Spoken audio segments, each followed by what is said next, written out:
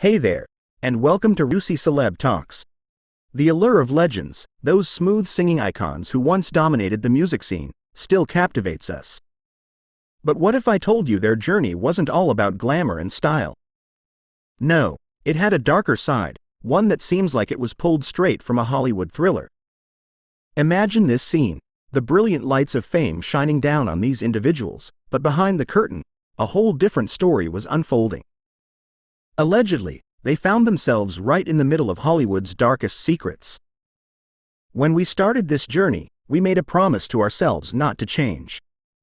This isn't just another celebrity story, it's a tale of temptation and the harsh realities of fame. The Temptations weren't just singing about love and heartbreak, they were living it right in the heart of Hollywood. So get ready to uncover the truth behind the glitz and glamour. Trust me, you won't want to miss a single moment of this shocking tale. It's time to buckle up because we're about to take a wild ride through the dark side of fame with the Temptations. You've probably heard the smooth tunes of the Temptations, those catchy songs that make you want to dance. But behind the scenes, there was a whole other story, one filled with tragedy and darkness that seemed to follow them like a shadow. Let's take it back to when the Temptations first encountered Hollywood's darker side. Picture this. The world was grooving to their hit songs like My Girl and Ain't Too Proud to Beg were topping the charts. People loved them and idolized them even. But behind the scenes, things were unraveling. As their fame grew, so did the pressure. They were stretched to the edge, forced to keep up appearances even if it meant sacrificing their well-being. Rumor has it that they were surrounded by temptation, not just in name but in reality. Alcohol and drugs were all part of the scene. And here's where it gets juicy. The tragedies that plagued the Temptations seemed endless. Several members met untimely deaths, their lives cut short by circumstances that seemed beyond their control. But was it really just bad luck, or was there something more sinister at play? Many say it wasn't a curse that haunted the Temptations, but perhaps the dark side of Hollywood itself. The industry has a way of chewing up and spitting out its stars, leaving them broken and empty. It's a world where fame and fortune come at a high price, and not everyone can handle the pressure. First up is Paul Williams. Paul grew up in Ensley, a part of Birmingham, Alabama. His parents were Sophia and Rufus Williams. Rufus sang with a gospel group known as the Ensley Jubilee Singers. When Paul was a youngster, he met Eddie Kendricks at school. Their friendship began with a tussle. Legend has it that it happened because Paul accidentally spilled mop water on Eddie. But from that rocky start, they discovered they both loved to sing and joined the church choir together.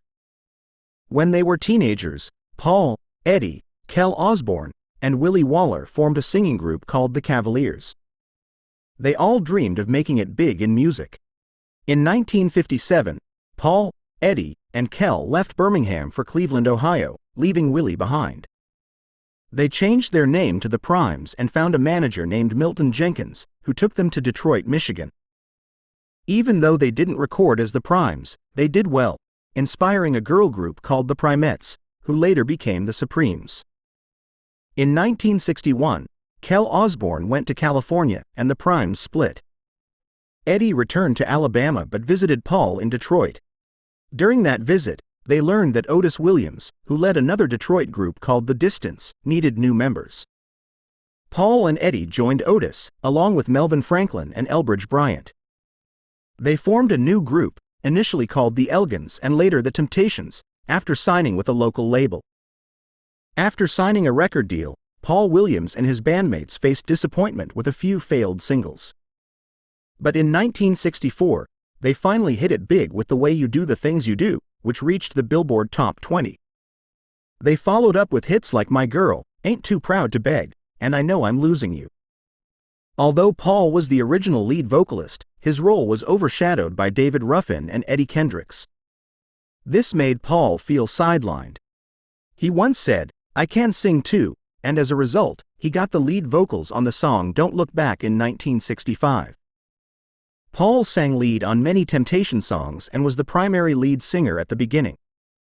Some of his early leads include Your Wonderful Love, 1961, Slow Down Heart, 1962, I Want a Love the First Can See, 1963, and Oh Mother of Mine, 1961, as well as Farewell, My Love, 1963, with Eddie Kendricks. He was also the group's original choreographer, creating routines for them and the Supremes until someone else took over. Paul's later lead performances on Temptation songs include Just Another Lonely Night, 1965, No More Water in the Well, 1967, and a cover of Hey Girl, 1969. He also sang lead with Dennis Edwards on Motown's first Grammy-winning track, Cloud 9. One of his most memorable lead performances was his rendition of For Once in My Life during a TV special in 1968. Paul struggled with sickle cell anemia, a condition that often made him sick. In 1965, he started dating Winnie Brown, who did hair for the Supremes. Although he loved her, he remained devoted to his family. However, he also felt miserable because someone else had taken over his role as choreographer. Life on the road led to him drinking a lot, a big change from his old habit of only drinking milk.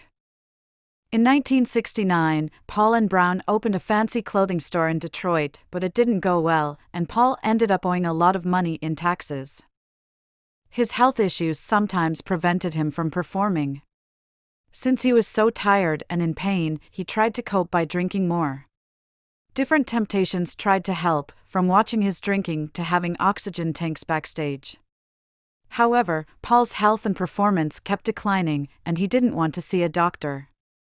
Due to his health issues and his voice being affected by illness and alcohol, the Temptations got Richard Street, the lead singer of another Motown group, the Monitors, to fill in for Williams during performances. Street would sing Williams' parts from backstage, except for special numbers like Don't Look Back and For Once in My Life when Williams couldn't perform. Finally, in April 1971, Williams agreed to see a doctor who found a spot on his liver and advised him to retire from the group. Williams left, and Street became his permanent replacement. To help him, the group continued to pay Williams his share of royalties and kept him on the payroll as an advisor and choreographer for 2 more years. He left behind his wife, Mary Agnes Williams, and 5 children, Sarita, Kenneth, Paula, Mary, and Paul Jr. Paul Jr. later joined a Temptations spin-off group called The Temptations Revue, featuring Dennis Edwards. Additionally, Paul had 3 other children, Paul Williams Lucas, Anthony Johnson, and Derek Vineyard, with 3 different women. He was buried at Lincoln Memorial Park Cemetery in Michigan. The circumstances surrounding Paul's death raised suspicions among his family, suggesting the possibility of foul play. The coroner noted that Paul, who was right-handed, had been shot on the left side of his head. Moreover, a bottle of alcohol was found near his left side, suggesting it may have been dropped while he was shot. The gun used had fired 2 shots, only one of which proved fatal. Next, we have Dennis Edwards, a major figure in music, even if you don't know his name. He wasn't one of the original members of the Temptations, but he played a huge role in their success. When he died at 74 due to meningitis, it felt like a part of music died with him. From 1968 to 1977, Edwards was the voice behind some of the Temptations' coolest tunes. His singing was powerful, like a punch in the gut. He took over from David Ruffin, adding a new flavor to the group. Songs like Cloud 9, Ball of Confusion, and Papa Was a Rollin' Stone wouldn't be the same without his gritty vocals. Even after leaving the Temptations, Edwards couldn't stay away. He tried going solo but ended up rejoining the group during the 1980s. Then, during the 1990s, he started a group called The Temptations Revue featuring Dennis Edwards. He kept performing with them until 2018. Before the Temptations, Edwards was part of another group called The Contours. They were like the opening act for the Temptations. When the original Temptations grew tired of David Ruffin's behavior, they turned to Edwards. Rumor has it that Ruffin was having too much trouble with his ego. One day, Ruffin knocked on Edwards' door at 4:08 a.m. Edwards answered in his underwear, and Ruffin said, "Hey, I just want to tell you, you can have my job, but I want it back when I want it." Edwards was taken aback, but Ruffin wasn't wrong about Edwards being the right fit for the group. Ruffin's final show in 1968 ended with him showing up late and then introducing Edwards to the audience, much to the annoyance of the other Temptations. When the Temptations needed a new member, Otis Williams remembered seeing Ruffin perform and thought he'd be a good fit. Ruffin's first recorded song with the Temptations was Isn't She Pretty in 1964. He quickly became the lead singer on their hits like My Girl and Ain't Too Proud to Beg. But Ruffin's success brought out his dark side. He started drinking and using cocaine, which made him unreliable. The group replaced him with Dennis Edwards in 1968. Ruffin then tried a solo career, with some success on the R&B charts. In 1989, he reunited with the group for a tour but continued to struggle with addiction. He died in 1991 at age 50, reportedly due to a cocaine overdose. Despite his personal struggles, Ruffin's voice left a lasting impact. Marvin Gaye and Rod Stewart both praised him as a great singer. In 2004, Rolling Stone ranked him among the greatest singers of all time, and many artists have credited him as an influence. Eddie Kendricks, another key figure, was born in Alabama and moved to Detroit as a teen. Known for his high falsetto voice, he sang lead on several Temptation hits.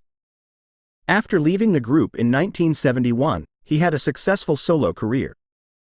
Kendricks also struggled with personal issues and health problems. He died of lung cancer in 1992.